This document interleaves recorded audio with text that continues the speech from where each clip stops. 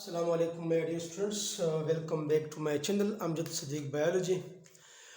आज का जो हमारा टॉपिक है वो है क्लासिफिकेशन ऑफ वायरसेस, कि वायरसेस को कैसे क्लासिफाइड किया जाता है, मुख्तलिफ ग्रुप्स में कैसे डिवाइड किया जाता है। बेसिकली क्लासिफिकेशन तो किसी भी इंसान के लिए मीन्स किसी भी स्टूडेंट्स के लिए आसानी के खातिर किया जाता है, या बायोलॉजिस्ट जो होते हैं वो स्टडी को आसान बनाने के लिए मुख्तलिफ़ किस्म के ऑर्गेनिज़म को ग्रुप्स और सब ग्रुप्स में डिवाइड करते हैं on the basis of similarities and different characters.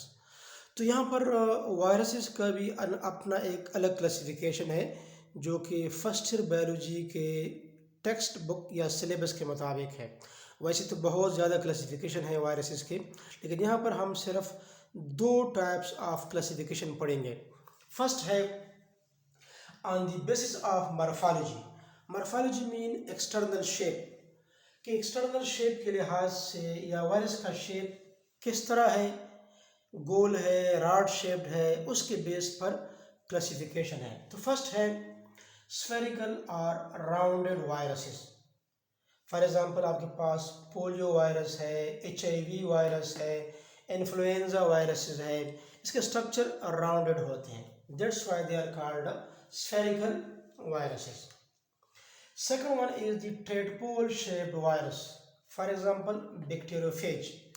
इससे पहले हमने थोड़ा बहुत वायरस का इंट्रोडक्शन पढ़ा था।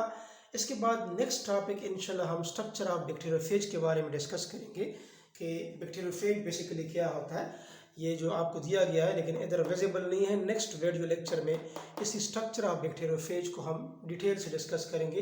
ये ट्रेडपोल शेप्ड होता है, लाइक अ ट्रेडपोल बेसिकली जिस तरह के हम कहते हैं कि फ्रॉग के जो लार्वी होते हैं उसको हम कहते हैं ट्रेडपोल, तो कुछ उस लार्वी की तरह की शक्ल मुशाबियत शो कर रही होती है।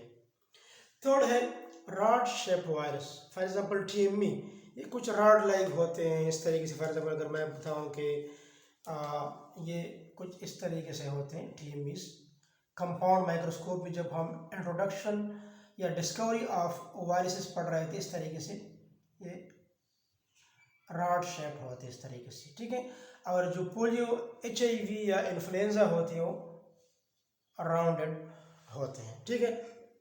एक चीज़ मैं आपको बताऊँ कि वायरसेस में मुख्तलिफ डिफरेंसेस पाए जाते हैं, लेकिन वायरसेस में दो चीज़ें कॉमन होते हैं।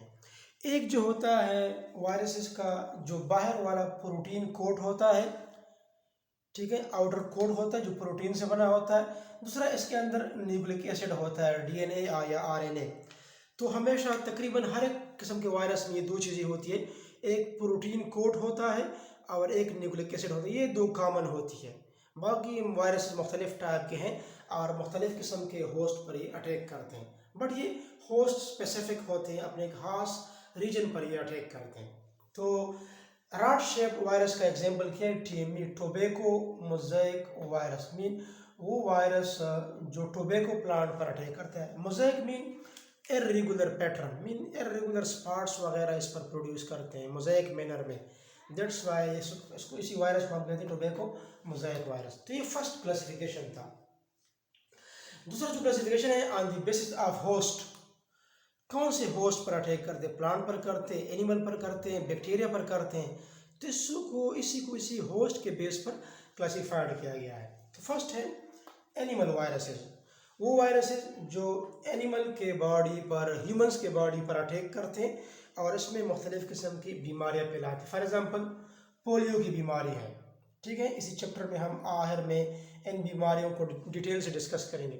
तो पोलियो कौन काज करता है, पिकारनो वायरस, और ये RNA कंटेनिंग वायरस होता है, क्योंकि वायरसेस में न्यूक्लिक एसिड होता है या DNA होता है या RNA होता है। अगर किसी वायरस में RNA है तो हम कहते हैं कि RNA कंटेनिंग वायरसेस है। अगर किसी वायरसेस में DNA है तो हम कहते हैं ये DNA कंटेनिंग वायरसेस है। तो पिकारनो वायरस जो होता है ये पोलियो की बीमारी खास करता है एनिमल्स में। दूसरा है स्मॉल पॉक्स, ये जो है ये पॉक्स वायरस, स्मॉल पॉक्स की बीमारी जब बॉडी पर रेज्ड रेडिश स्पॉट्स अपीयर होना शुरू हो जाते हैं, सबसे पहले फेस पर, फिर टुवर्ड द ट्रंक, पूरे बॉडी में ये रेज्ड किस्म के फ्लूइड फिल्ड स्पॉट्स होते हैं, इसको हम कहते हैं स्मॉल पॉक्स। ये पॉक्स वायरस काज करता है, जो कि एक डीएनए वायरस है। ये एमसीक्यूज में आ सकता है कि ये डीएनए वायरस है या आरएनए वायरस है। इस तरीके से for example measles and mumps, measle हसरा की बीमारी, शरय जिसको कहा जाता है, ये तकरीबन बचपन में ऑलमोस्ट पूरी बॉडी पर रेड रैशेस वगैरह अपीयर हो जाते हैं, हम मीजल या हसरा की बीमारी कहते हैं। मम्प्स जो गला जो होता है, ये नेक जो होता है, नेक ये फूल जाता है, ठीक है, मम्प्स की बीमारी कहते हैं। इन दोनों को कौन खास करता है? पैरामेक्सो वायरस। पैरामेक्सो वायरस जो है ये मीजल और मम्प्स को खास करते हैं, ये आरएनए कंटेनिंग वायरस है। और एक है इन्फ्लुएंजा वायरस, जो इसको हम कहते हैं वबाई ज़ुकाम। इन्फ्लुएंजा, वबाई ज़ुकाम जो कंटीजियस होती है, मुतअद्दी होती है, एक से दूसरे को लगती है, जिसमें रनी नोज होता है, ये इन्फ्लुएंजा वायरस खास करता है। बट इन्फ्लुएंजा वायरस जो है ये आरएनए कंटेनिंग वायरस है, ठीक है। अब ये तो एनिमल की बीमारी थी, क्योंकि ये वायरसेस एनिमल में बीमारियां फैलाते हैं, ह्यूमंस में, दैट्स व्हाई एनिमल वायरसेस। अब plant viruses, those viruses which attack on the plant body and produce different diseases. For example, TMV, tobacco mosaic virus। अब ये टोबैको प्लांट पर अटैक करता है, और ये भी क्या है? ये आरएनए कंटेनिंग वायरस है। इसका डिटेल हम इससे पहले डिस्कवरी ऑफ वायरस में हम पढ़ चुके हैं। तीसरा जो आपके पास है bacteriophage. Bacterio means bacteria, phase mean eater, eater खाने वाला, मतलब बैक्टीरिया को खाने वाला, बैक्टीरिया पर अटैक करने वाला। सो ये जो आपके पास वायरसेस है, they are only parasite on the bacteria, they eat bacteria, bacteria को खाते हैं या इस पर पैरासाइट के तौर पर रहते हैं, और इसके अंदर अपने बच्चे भी प्रोड्यूस करते हैं। तो that's why it is given the name के बैक्टीरियोफेज, ठीक है। तो ये आपके पास क्या था? बेसिकली ये क्लासिफिकेशन ऑफ वायरसेस था, जो on the basis of morphology and host. उम्मीद है आपको ये लेक्चर समझ आया होगा। अगर आपको कोई प्रॉब्लम है तो आप कमेंट बॉक्स में पूछ सकते हैं।